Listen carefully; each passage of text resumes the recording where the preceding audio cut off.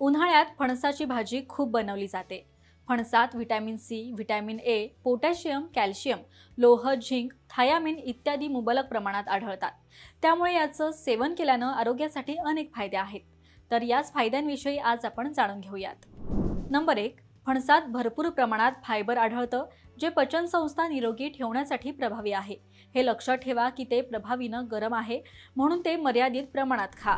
Number 2, फणसामध्ये लोह असतं, जे रक्ताची संख्या वाढवण्यास मदत करते। त्याचं सेवन केल्यानं ॲनिमियापासून बचाव होतो। नंबर 3, फणसामध्ये आढळणारे पोटॅशियम रक्तदाब नियंत्रित ठेवण्यासाठी फायदेशीर आहे। त्याच्या वापरानं हृदय देखील निरोगी राहते। नंबर 4, फणसामध्ये आढळणारी खनिजे शरीरातील हार्मोन्सच्या चढउतारांपासून आराम देण्यासाठी प्रभावी आहेत। नंबर 5, फणसामध्ये कॅल्शियम देखील चांगलं असतं, जे हाडांच्या मजबूतीसाठी खूप महत्त्वाचं आहे। नंबर 6, फणस इम्युनिटी बूस्टर म्हणून काम करतं।